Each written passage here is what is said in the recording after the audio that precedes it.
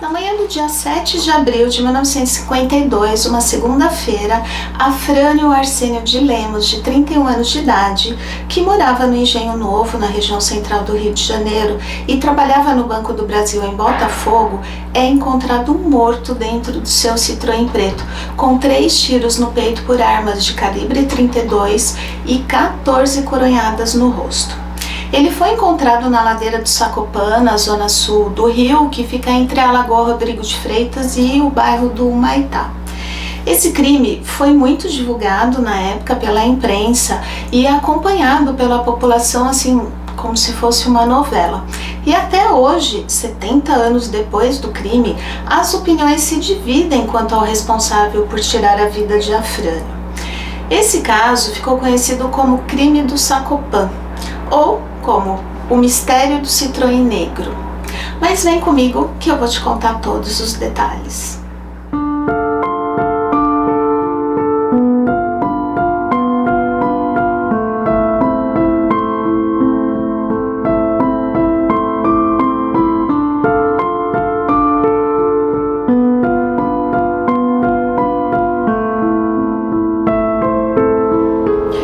Pessoal, sejam todos muito bem-vindos. O meu nome é Edilene Neves e você está no canal Quem Se Importa, onde falamos sobre crimes reais todas as quartas-feiras.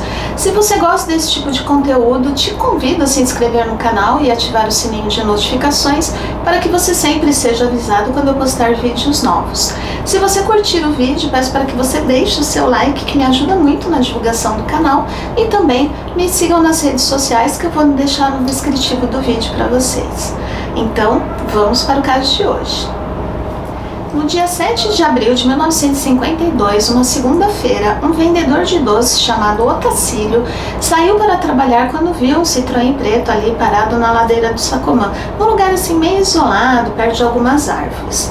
Como ali não era comum ter nenhum carro parado, como se estivesse abandonado, o homem se aproximou para olhar dentro e levou um baita susto quando viu que dentro do carro tinha um homem caído de bruços sobre o banco do passageiro na frente, todo ensanguentado, aparentando estar morto. Otacílio então saiu correndo e avisou a polícia, que se dirigiu imediatamente para lá. Quando a polícia chegou no local, ela rapidamente isolou o lugar, que já começava a se encher de curiosos, e começou então a investigação. A vítima estava com um relógio no braço e era um relógio caro. E dentro do carro eles encontraram a carteira dele com quase 300 cruzeiros, que era a moeda da época, e todos os seus documentos. E descobriram que a vítima era o bancário Afrânio Arsênio de Lemos. Afrânio era um homem muito simpático e sorridente, tinha 31 anos de idade, morava no Engenho Novo, na região central do Rio de Janeiro, e trabalhava no Banco do Brasil em Botafogo. Ele adorava esportes e tinha paixão por corridas de automóveis. Inclusive, ele era muito conhecido na cidade, já que ele participava de várias corridas, e muitas delas ele tinha ganhado. Ele tinha um Citroën preto com bagageiro e por onde ele passava todo mundo sabia que era ele, porque naquela época não era comum que os carros tivessem bagageiros. Afrânio tinha 3 irmãs e um irmão mais novo e morava com a mãe e as irmãs, já que o irmão mais novo, chamado Aloísio, já era casado. A polícia de cara descartou a possibilidade de latrocínio, roubo seguido de morte, porque não tinham levado nada, nem o relógio dele, que parecia ser bem caro, nem a sua carteira, que tinha dinheiro. Então eles vasculharam o carro ali na tentativa de localizar alguma pista, quando encontraram uma pulseira com o nome Marina, e dentro do porta-luvas do carro uma fotografia de uma moça com o mesmo nome, Marina, que dizia: "Esse sorriso te pertence". E além da fotografia e da pulseira, um cartão de Natal, também com o nome da Marina, escrito "Para o meu único e grande amor", e estava com a data de dezembro de 51, alguns meses antes do crime. As pistas encontradas pela polícia logo foram parar nos jornais, nas revistas, o que chamou a atenção do país inteiro, que começou ali a acompanhar o caso pelas mídias como se fosse uma novela. Os jornais e revistas se esgotavam nas bancas em poucas horas. Naquela época o Rio de Janeiro era a capital do Brasil e não tinha assim esse tipo de violência, era super tranquilo, tinha várias boates muito badaladas e Copacabana estava no auge, com figuras importantes por lá. E talvez por isso, por ser tão tranquilo, que causou tanto rebuliço na população. A polícia então se concentrou na moça para tentar chegar ao assassino. O comissário Rui Dourado e o delegado Hermes Machado, da Delegacia de Polícia de Copacabana, receberam inesperadamente a visita de Marina, acompanhada por sua mãe, assim, logo nas primeiras horas após o caso ter espalhado, dizendo que estava sabendo, através dos jornais, o que tinha acontecido e que as pistas encontradas no carro de Afrânio envolviam o seu nome. E por orientação da família, Marina tinha resolvido se apresentar ali e explicar a relação deles. Marina Andrade da Costa tinha 18 anos de idade, era de classe média, morava no bairro da Urca e era uma moça bonita, que falava baixo, assim, de uma forma provocante, um tanto sedutora. Aquele tipo de mulher que enlouquece os homens. Pelo que dizem, ela era bem saidinha para a época e depois desse caso, infelizmente, ela acabou ficando bem mal falada na cidade. Depois de conversarem um pouco informalmente, o delegado liberou a moça, mas pediu para que ela deixasse o endereço para um futuro depoimento. Pouco tempo depois que a moça saiu da delegacia, o namorado dela, o tenente aviador da aeronáutica Alberto Jorge Franco Bandeira, também procurou o delegado e da mesma forma que Marina por uma conversa informal. E isso deixou a polícia intrigada, afinal, nenhum dos dois tinham sido intimados a depor até aquele momento. Por que eles tinham ido espontaneamente? Para a polícia, isso pareceu meio suspeito. Alberto Jorge Franco Bandeira tinha 21 anos de idade, era um jovem bonito e servia à base militar da aeronáutica de Fortaleza, no Ceará. Assim que ele saiu, o delegado conversou com o investigador e ambos acharam que o crime poderia ter sido por causa de um triângulo amoroso, já que a moça namorava com o tenente Bandeira e também trocava correspondências com a Afrânio, né? Isso por conta do que a polícia tinha encontrado lá no porta-luvas do carro e que tinha datas bem recentes.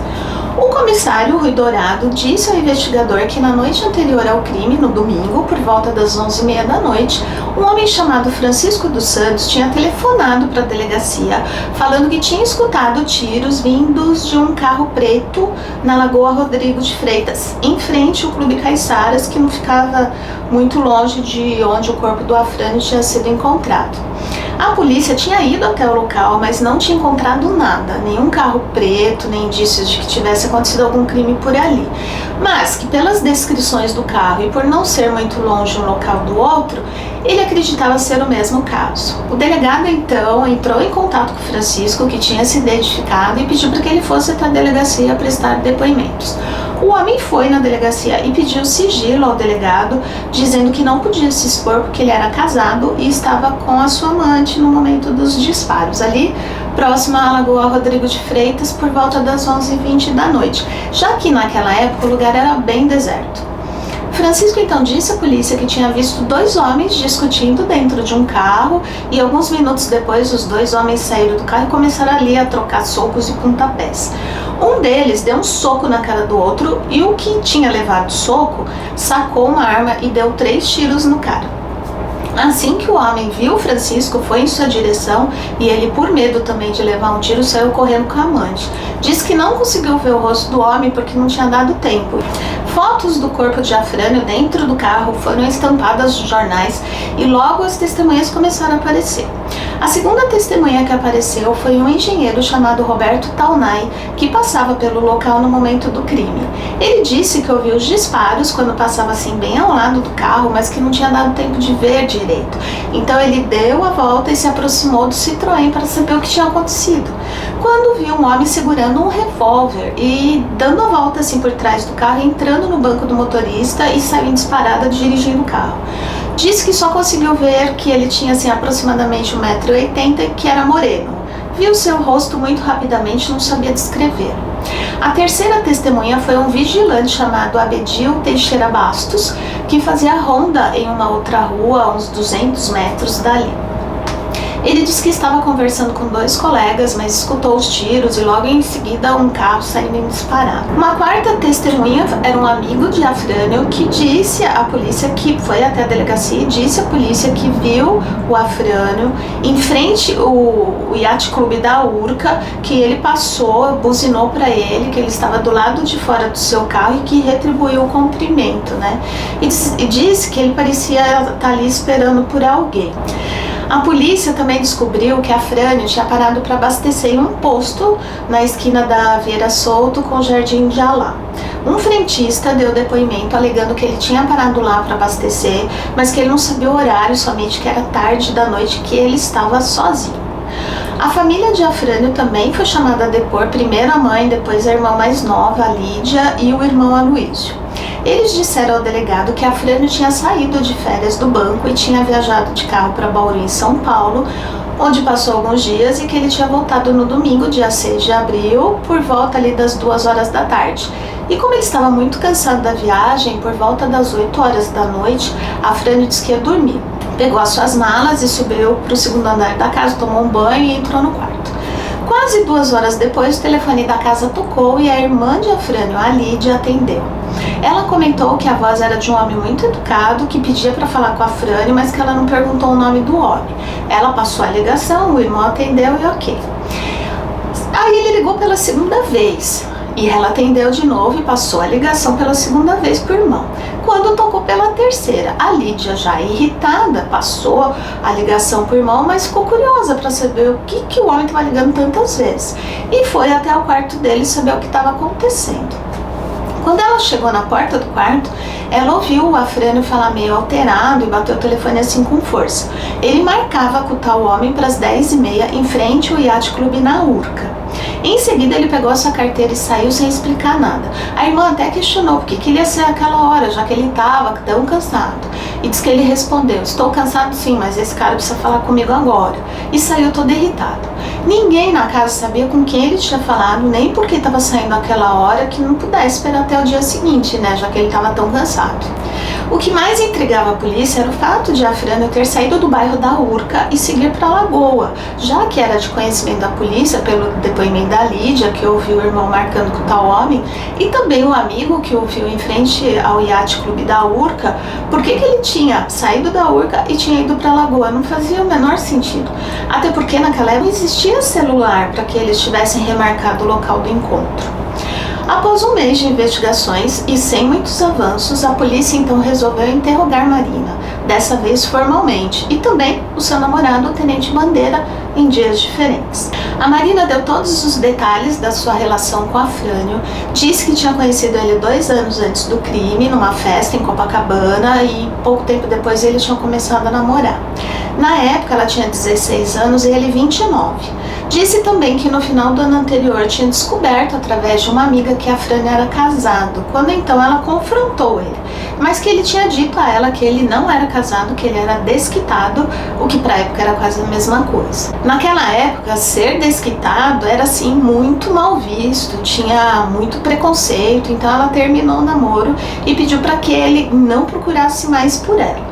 Mas ela disse que ele insistiu bastante e que ele prometeu que ia casar com ela no Uruguai. Parece que lá eles faziam um casamento de pessoas desquitadas, mas enfim, ela disse que não queria e foi embora, e depois disso não tinha mais falado nem visto Afrânio. No entanto, a polícia, de cara, já notou aí uma contradição, porque tinha encontrado a fotografia dela e o cartão de Natal com datas posteriores ao dia que ela dizia que tinha terminado o namoro com ele. Então, como que ela não tinha mais falado nem visto depois de terminarem, e se tinha essas provas com datas posteriores e com dizeres tão íntimos, né? A família de Afrânio também disse em depoimento que Marina sempre telefonava para ele e que eles continuavam sim se encontrando, e que ela, inclusive, tinha telefonado para ele algumas vezes enquanto ele estava viajando de férias em Bauru, querendo saber quando ele retornava. A família disse que não sabia, enfim.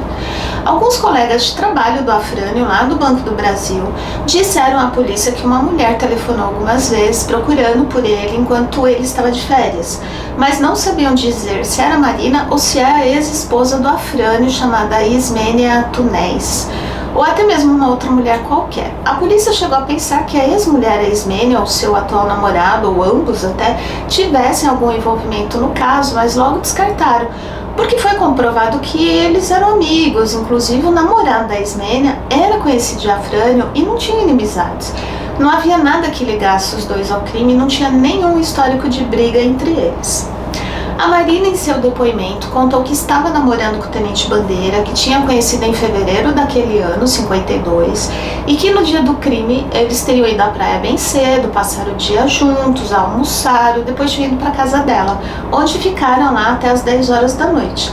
Quando Bandeira saiu dizendo que ia visitar a avó, já que ele viajaria 2 dias depois para Fortaleza trabalho, que ficaria vários dias longe. Somente 40 dias após o crime, o tenente Alberto Jorge Franco Bandeira voltou de viagem, já acompanhado por um dos melhores advogados da época, o criminalista Romeiro Neto. O tenente Bandeira era o principal suspeito, principalmente pelo fato de Afrânio ter um possível caso com a sua namorada Marina.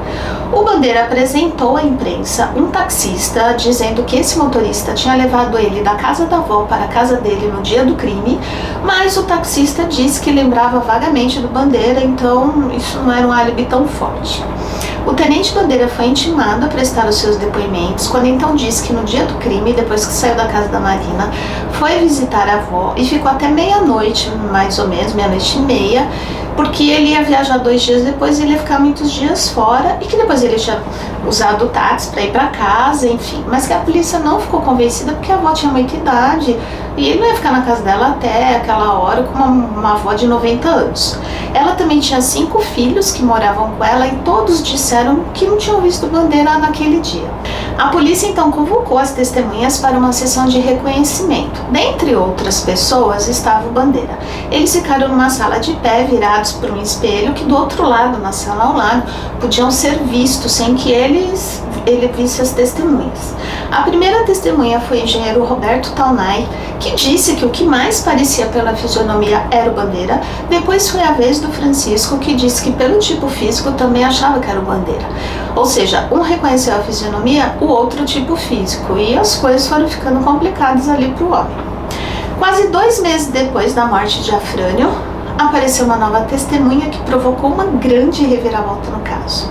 Surge então o advogado Leopoldo Heitor de Andrade Mendes, que futuramente ficaria conhecido como advogado do diabo, justamente por conta desse caso. Ele procurou a polícia e disse que o seu cliente era uma testemunha-chave para desvendar o crime do Sacopã, mas que ele não poderia revelar a identidade do seu cliente naquele momento.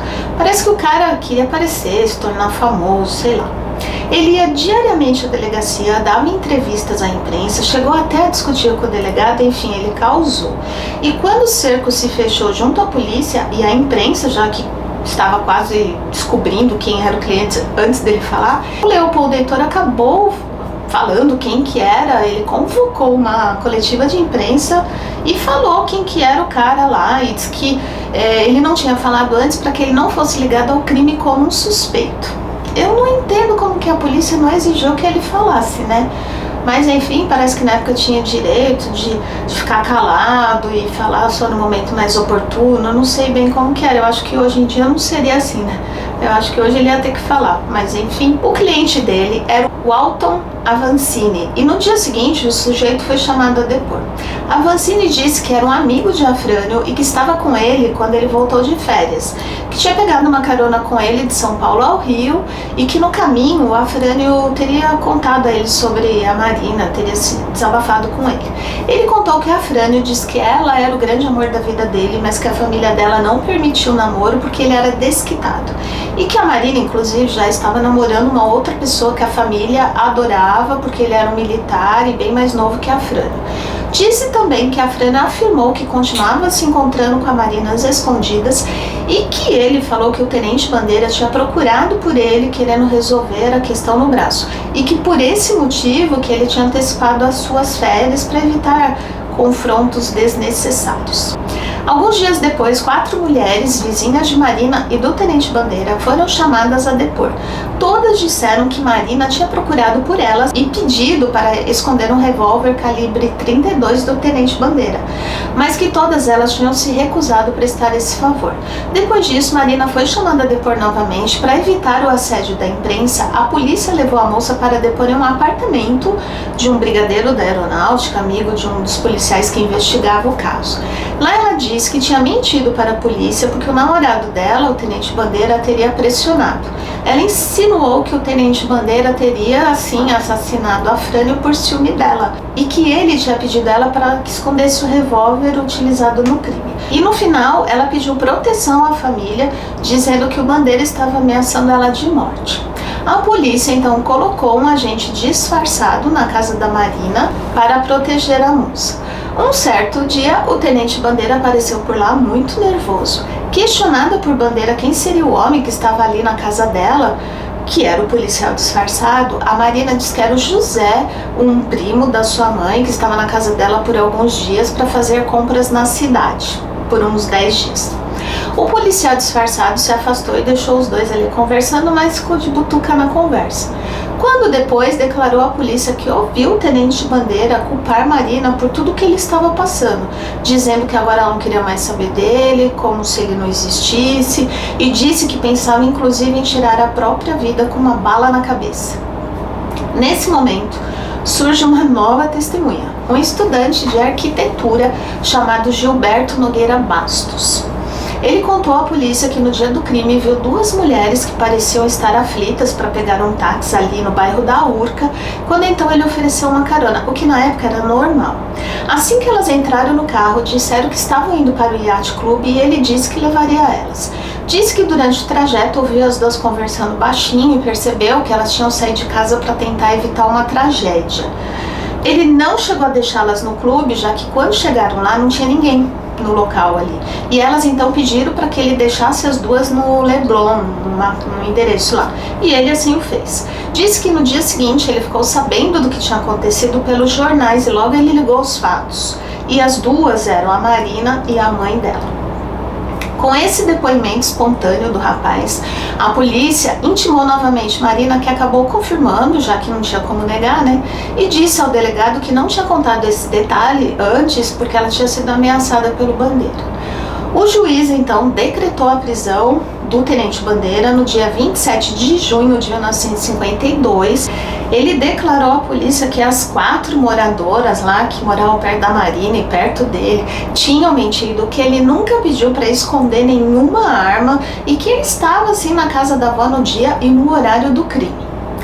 No dia 6 de agosto, ou seja, 4 meses exatos do crime, Marina depois em plenário, na frente de muitas pessoas, e surpreendeu a todos quando negou o seu depoimento anterior, que acusava o Tenente Bandeira, alegando que ela tinha mentido porque tinha sido coagida pela polícia dentro do apartamento do tal brigadeiro lá da aeronáutica em Copacabana, onde apreenderam das 8 da noite às 4 da manhã, acrescentando que todas as palavras que estavam no seu depoimento daquele dia tinham sido ditadas por outra pessoa e não por ela.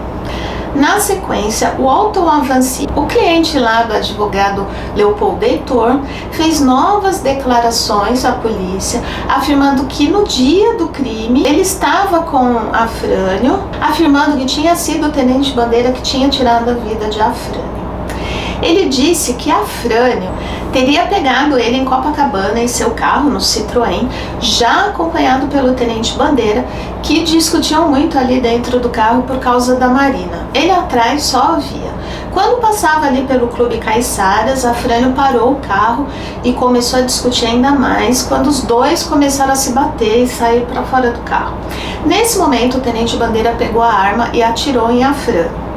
Avancini, ao ver o que estava acontecendo, teria saído do carro e corrido para longe e terminou dizendo que só não tinha contado isso antes porque ele não confiava na polícia. Eu particularmente acho isso muito estranho, porque se ele estivesse dentro do carro como alegou e era amigo de Afrânio, teria sido assassinado também, né? Porque senão ele era uma testemunha, né? Ocular. Bom.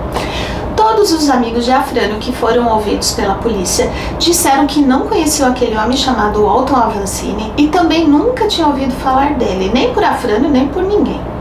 Nessa fase das investigações, o Tenente Bandeira é preso e fica quase 2 anos à espera de julgamento. No dia 26 de março de 1954, começou o julgamento do Tenente Bandeira. A cidade parou. Não se falava em outra coisa que não fosse esse caso, tanto entre as mulheres como entre os homens. Os depoimentos de Marina e de Avancini foram dispensados, tanto pela defesa como pela acusação, uma vez que eles não eram confiáveis, já que tinham mudado suas versões várias vezes. E no caso da Avancini, ele também tinha passagem pela polícia por roubo. Depois de quase 30 horas de julgamento, o tenente Bandeira é condenado a 15 anos de prisão. A mulherada do lado de fora do fórum ficou revoltada porque torciam para que ele fosse absolvido por ser um homem bonito e militar. Fala sério, né? Após 5 anos de prisão, Bandeira recebeu a visita do deputado Tenório Cavalcante, o famoso homem da capa preta, que também era dono do jornal A Luta Democrática, que resolveu provar a inocência do tenente, dizendo que ele estava sendo vítima de um erro judiciário.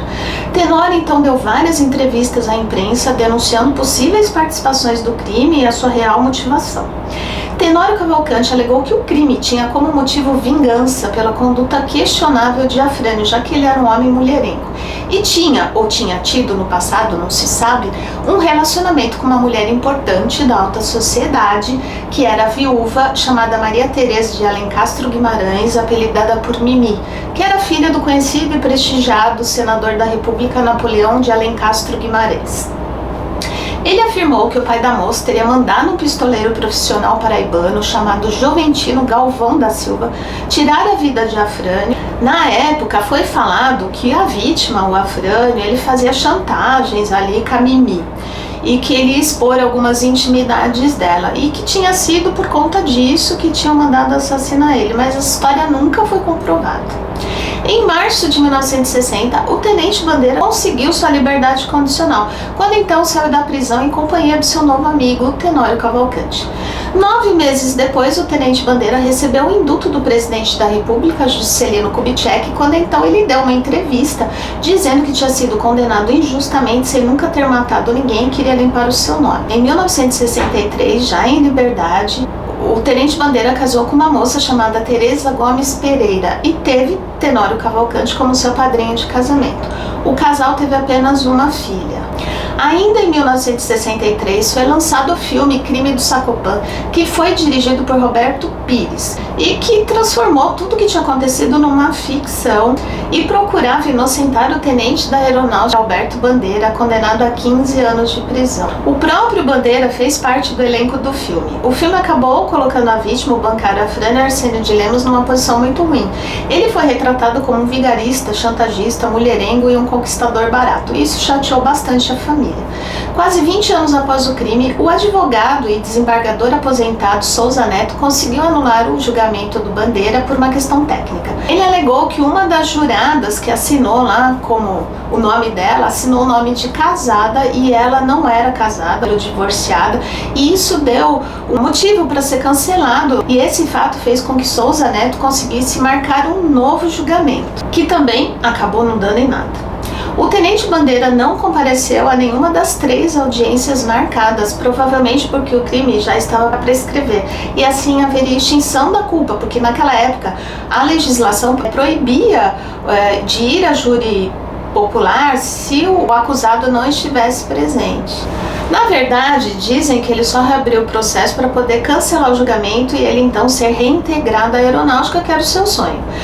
Souza Neto então fez uma nova acusação dizendo que os mandantes do crime eram filhos de políticos, dizendo que os executores de Afrânio eram o amigo Avancini e aquela testemunha lá, o Abdil, que disse ouvir os disparos numa rua próxima, ali a 200 metros onde o carro tinha sido visto. Então ele alegou que os dois que mataram o Afrânio seria esse tal amigo Avancini e esse tal segurança aí, Abdil, mas também não conseguiu provar essa versão. O mesmo advogado disse que as pessoas que testemunharam contra o tenente Bandeira naquela época eram pessoas ligadas ao órgão federal que queria esconder o caso por causa dos políticos que eram mandantes. Apesar de ter tentado de várias formas se inocentar, ele nunca conseguiu ser inocentado por júri. Em 1974, o tenente Bandeira conseguiu ser reintegrado à aeronáutica como capitão. E em 2002, se candidatou a deputado federal pelo PRONA, ainda falando sobre a injustiça que tinha sofrido, mas recebeu poucos votos e não conseguiu se eleger. Ele morreu em Copacabana em 31 de julho de 2006 e nunca conseguiu provar a sua inocência. Já quanto a Marina, a gente não sabe dizer, parece que ela casou com um italiano rico, aí teve apenas uma filha também e viveu distante da imprensa, não dava entrevista, ficou afastada. Eu não localizei mais nada sobre ela, mas hoje ela deve estar com 88 anos, se ainda estiver viva, então não sei o que aconteceu com ela depois. E o crime do Sacopan, ou o mistério do Citroën preto, permanece uma incógnita. Ninguém sabe ao certo quem foi o assassino de Afrânio, porque essas divergências ficaram aí ao longo dos anos, então diz uma coisa, outro diz outra. Tem matérias que defendem o Bandeira, tem matérias que dizem que foi o Bandeira, então ao certo mesmo a gente não sabe. E esse é o caso de hoje. Me digam nos comentários o que acharam dessa história, se já conheciam, se acham que o Tenente Bandeira foi o responsável por tirar a vida do bancário Afrânio.